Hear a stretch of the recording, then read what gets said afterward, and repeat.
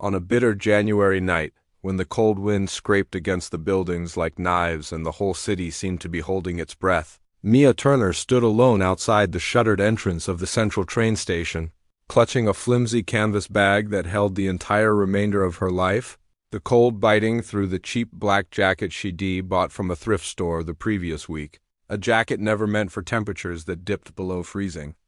She was 31, brown-haired, soft-spoken, and exhausted down to her bones in a way that wasn't just physical but spiritual, the kind of exhaustion that came from weeks of pretending she was fine while everything inside her was quietly falling apart.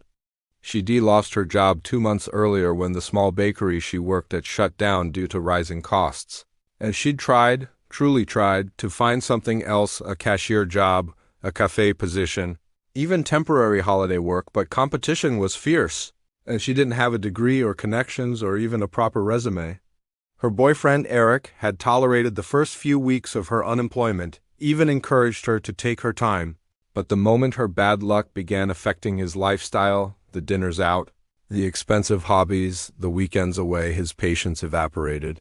2 days ago, after a long and ugly argument, he told her to pack her things and leave before he started thinking she was using him. The words had cut deeper than she expected. Not because she loved him, she wasn't too sure she ever truly had, but because it was just another confirmation of something she'd feared for years, that she didn't matter to anyone, not really. With no remaining family and no friends close enough to ask for help, Mia found herself spending the last of her money on a bus ticket to the city where she hoped there might be more opportunities. But when she arrived, she discovered the shelter was full, the hostel prices had doubled due to a winter surge, and the only motel she could afford required a deposit she didn't have.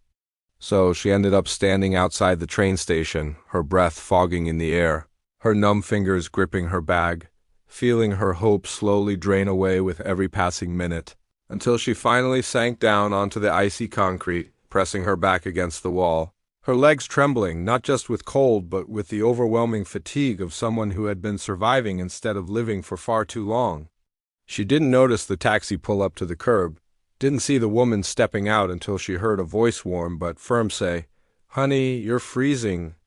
"You can't sit out here like this." Mia looked up, startled, and saw a woman in her late 40s with curly dark hair, a thick wool coat, and a tote bag slung over her shoulder, a woman whose face carried both determination and kindness in equal measure. "I'm fine," Mia lied automatically, though her jaw trembled with each word. "I'm just waiting." "Waiting for what?" the woman asked gently, glancing at the large closes sign on the station doors.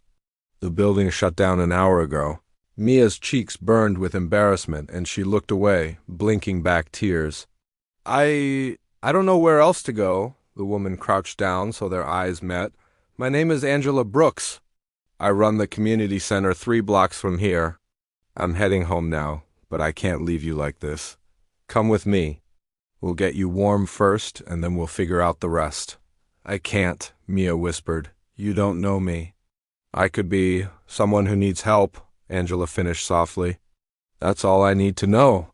Before Mia could protest again, Angela shrugged out of her own scarf and wrapped it around Mia's neck, her movements brisk and motherly, the warmth of the scarf almost shocking.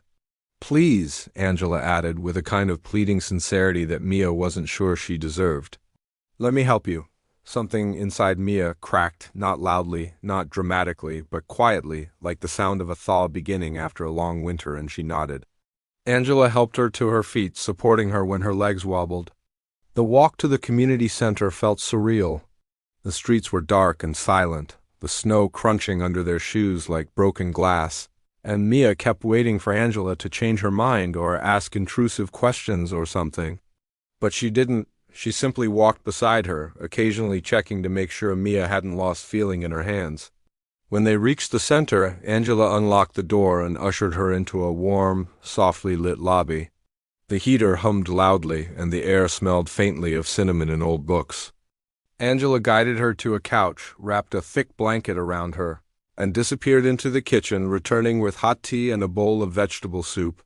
Mia hadn't realized how hungry she was until her hands were shaking around the spoon, and Angela quietly pretended not to notice when Mia's eyes filled with tears as she ate. When she finally finished, Angela sat beside her. "You don't have to tell me everything," she said, "but tell me enough so I can help you."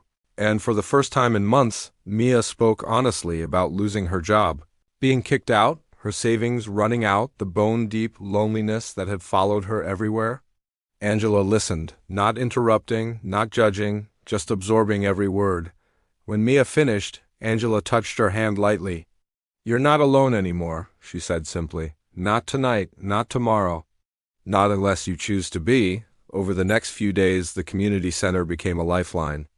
Angela arranged a temporary room for Mia in the women's dormitory upstairs, helped her apply for emergency assistance, and walked her through creating a resume. But more than that, she gave Mia something she hadn't had in years: dignity. She treated her like a human being worth investing in, worth caring about. She introduced Mia to the volunteers, invited her to join the afternoon craft sessions, encouraged her to attend the weekend job workshops. And slowly, almost imperceptibly at first, Mia began to thaw. She started helping around the center, cleaning tables, organizing the donation room, reading stories to the children who came in after school. She found she was good with them, patient, gentle, funny in a quiet way, and the kids adored her. Angela noticed. One evening after the center closed, Angela approached her. "The daycare assistant we hired last year just moved away," she said. "It's part-time, but it's a start. And I think you'd be perfect for it." Mia blinked, stunned. "Me? Why?" "Because I've watched you," Angela said with a smile. "You're kind, you're responsible. You show up even when life knocks you down. And that's the kind of person children need." With Angela's encouragement, Mia took the job. And it became the turning point. She found purpose again, something steady, something good, and in the months that followed, she saved money, moved into a small rented room nearby, and enrolled in evening classes for early childhood education. Angela cheered her on every step of the way, attending her presentations, helping her study, pushing her forward gently whenever self-doubt crept in. 2 years later, on a warm spring afternoon, the community center hosted its annual festival. Families filled the courtyard, music played through the speakers, children dashed around with painted faces and sticky fingers. Mia, now a full-time childcare coordinator with her own classroom and a certificate on the wall, stood beside Angela at the lemonade table. "Hard to believe," Angela said, nudging her shoulder, "that the woman who runs our most popular program used to sit outside a train station in the cold." Mia laughed softly, the sound bright and full of life. "Hard to believe anyone stopped for me that night." "I didn't stop for someone," Angela said. "I stopped for you." Mia looked around the bustling courtyard, the children calling her name, the volunteers waving, the families she'd helped, and felt an overwhelming rush of gratitude. "You saved my life," she whispered. "No," Angela said, slipping an arm around her shoulders. "I just helped you stand. You're the one who walked forward." And Mia realized, maybe for the first time without doubt or hesitation, that she was not broken, not forgotten, not disposable.